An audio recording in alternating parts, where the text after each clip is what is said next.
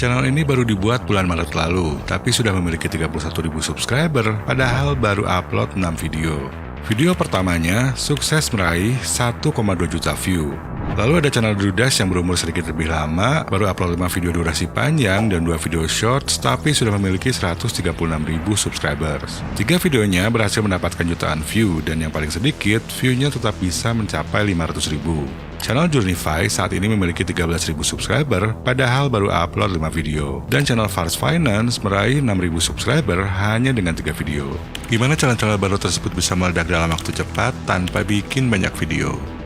Di akhir tahun 2022 lalu, saya pun pernah bereksperimen dengan channel sepak bola. Video pertamanya bisa mendapatkan di atas 20.000 view, dan video kedua berhasil mendapatkan 250.000 view. Sedangkan 2 video lainnya gagal menembus angka 1.000 view. Dan ini ada sebabnya.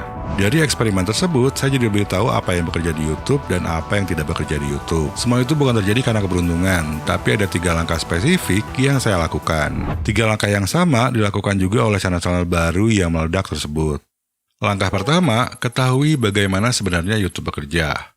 Channel-channel baru yang meledak ini nggak terlalu sering upload video, tapi video-video mereka itu memiliki kualitas. Karena kualitas lebih besar daripada kuantitas. Cuma jangan sampai salah paham, bikin video berkualitas itu bukan berarti harus pakai peralatan mahal. Channel Fars Finance yang video pertamanya bisa dapat 250.000 view, itu pakai kamera yang biasa-biasa aja. Bahkan channel Blowme AI yang videonya dapat 1,2 juta view, bikin rekaman layar komputer yang Windows-nya aja belum diaktifasi. Kecuali Drudas, dia sepertinya lebih punya dana untuk produksi video yang lebih bagus. Algoritma YouTube melihat kualitas dari rasio klik tayang, jam tayang, dan interaksi yang diberikan penonton. Perolehan jam tayang sangat dipengaruhi oleh nilai rata-rata durasi tonton dan juga rasio klik tayang. Dalam waktu 5-7 hari setelah upload, algoritma YouTube akan mulai menambah rekomendasi untuk video yang memiliki rasio klik tayang dan rata-rata durasi tonton yang tinggi, walaupun channelnya itu belum punya subscriber sama sekali. Dari satu video ini aja, channel eksperimen saya bisa dapat 800 lebih subscriber plus 20.000 jam tayang. Nah, berapa rasio klik tayang dan rata-rata durasi tonton yang harus dicapai supaya video teman-teman bisa sering direkomendasikan algoritma? Dan apa yang saya lakukan untuk meningkatkan rasio klik tayang serta rata-rata durasi tonton? Untuk itu, mari kita lanjut ke langkah kedua, yaitu meningkatkan rasio klik tayang. Thumbnail-thumbnail dari channel-channel baru yang meledak itu semuanya terlihat bagus dan pro. Lalu penulisan judul-judulnya pun cukup menarik perhatian. Cara mereka bikin judul dan thumbnail udah sama kayak channel-channel besar. Judul dan thumbnail yang menggoda itu adalah salah satu kuncinya. Bukan cuma sekedar desainnya yang bagus, tapi apa yang ada di judul dan di thumbnail itu harus bisa membujuk penonton untuk mau ngeklik. Untungnya ada jalan pintas untuk bikin thumbnail yang bisa menggoda penonton. Pertama, pastikan video yang mau dibuat itu topiknya masih relevan dengan penonton saat ini. Caranya tinggal lihat aja channel-channel besar yang topiknya sama, dan juga pantau pembicaraan di sosmed-sosmed lainnya. Saya pun suka melakukan riset dengan VidIQ untuk tahu apa yang sedang banyak dicari orang. Setelah nemuin ide konten yang cukup menarik, saya akan melakukan pencarian di YouTube. Yang saya lakukan di sini adalah melihat judul dan thumbnail dari beberapa video yang view-nya besar. Saya akan lihat warna, gaya desain, dan juga mood thumbnailnya. Apakah elegan, menyenangkan, atau murung? Apakah menggunakan ekspresi wajah, teks, atau hanya menampilkan objek? Ini adalah contoh-contoh thumbnail dengan topik Stop Procrastination alias berhenti menunda-nunda yang view-nya cukup besar. Rata-rata menampilkan orang yang megang HP dengan ekspresi wajah lesu yang penuh kemalasan. Ada juga yang sambil lihat komputer, dan di beberapa thumbnail terlihat juga tumpukan buku yang kurang rapi. Ini contoh lainnya untuk topik yang berbeda, yaitu resep nasi goreng yang view-nya besar.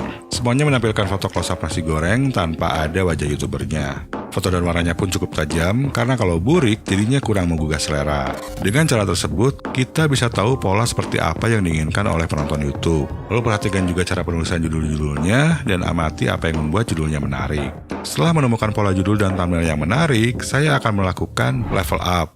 Sebagai YouTuber, saya nggak mau kalau hanya memplagiat konten orang lain. Itu pertama. Kedua, konten yang saya buat itu harus lebih baru, lebih menarik, atau bahkan lebih ekstrim. Intinya memiliki nilai tambah bagi penonton jika dibandingkan dengan video-video lainnya. Jadi konten, judul, dan thumbnailnya itu harus satu level lebih tinggi.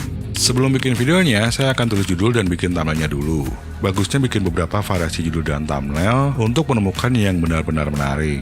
Rasio klik tayang yang saya targetkan dalam 24 jam pertama setelah upload itu harus mendekati nilai 10%, bahkan kalau bisa lebih dari 10%. Lalu saya akan cek juga performa rasio klik tayang selama 7 hari pertama di masing-masing tempat di YouTube. Untuk fitur jelajah atau penelusuran, targetnya minimal 8% dalam 7 hari pertama. Sedangkan untuk di bagian rekomendasi video, biasanya agak lebih kecil, sekitar 4-6%. Dari hari ke hari, rasio klik tayang itu akan terus turun sampai akhirnya stabil. Target saya jangan sampai turun di bawah 4%. Langkah ketiga yaitu meningkatkan rata-rata durasi tonton. Dan disinilah tantangan yang lebih berat. Karena percuma juga banyak orang yang klik judul dan thumbnail video kita, tapi cuma nonton beberapa detik doang dan langsung pergi. Itu berarti pas nonton mereka nggak suka dengan videonya. Padahal yang dinilai algoritma YouTube itu adalah kepuasan penonton. Bahkan YouTube melakukan survei kepuasan kepada penonton. Dalam 7 hari pertama setelah upload, video saya yang dapat 250.000 view, persentase penayangan rata-ratanya hampir 50% untuk bagian rekomendasi video. Dengan rata-rata durasi tonton 6 menitan. Artinya penonton yang menemukan video tersebut di bagian ini cukup suka dengan video tersebut. Di bagian penulisan sedikit lebih kecil dan di bagian fitur jelajah alias beranda, rata-rata durasi tontonnya cuma 2 menit aja. Tapi yang penting di salah satu tempat ini, retensi penontonnya ada yang cukup tinggi. Gimana caranya supaya bisa dapat 50-60% retensi? 4 strategi yang saya lakukan adalah: pertama, gunakan cerita.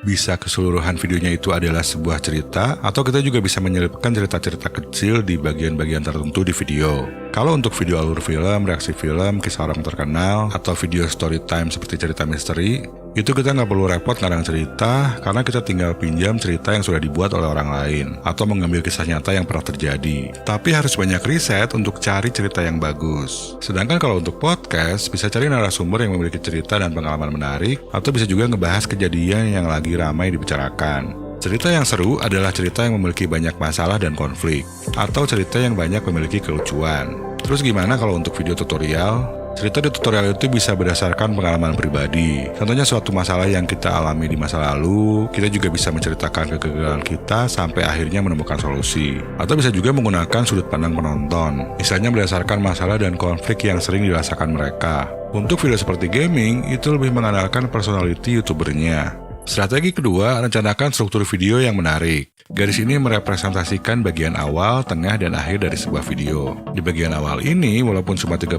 detik sampai 1 menit, kita harus menambahkan sesuatu yang bisa meyakinkan orang agar terbujuk untuk melanjutkan nonton. Untuk itu kita harus menggunakan hook. Hook adalah opening yang menarik. Bisa dikatakan juga kalau hook itu adalah sebuah janji besar untuk meyakinkan mereka agar mau terus nonton. Selain harus menarik, hook yang bagus itu harus mengkonfirmasi bahwa apa yang ada di judul dan di thumbnail bakal ada di videonya. Dengan begitu penonton bakal mau bertahan antara 30 detik sampai 1 menit ke depan, walaupun itu sebetulnya juga masih kurang. Setidaknya 30% orang yang klik untuk nonton harus mau bertahan untuk nonton sampai habis. Strateginya adalah dengan menempatkan banyak momen menarik di bagian tengah yang bisa membuat penonton untuk terus fokus sampai habis. Bagian tengah itu adalah bagian yang paling penting dan paling panjang, dan momen-momen yang ditambahkan itu bukan momen random, tapi harus berkaitan atau mendukung topik utamanya. Dan ini sebabnya kita harus merencanakan struktur kontennya terlebih dahulu. Caranya bisa dengan menimbulkan percayaan baru di benak penonton, hal tak terduga, konflik, rintangan, suspense, humor, fakta menarik, tips tambahan yang berguna, dan lain-lain. Lalu di bagian akhir video, kita harus membayar apa yang kita janjikan di judul, thumbnail, dan juga di hook supaya penonton merasa puas. By the way, saya pernah bikin video yang menjelaskan detail tentang teknik hook, nanti linknya akan saya pasang di layar akhir.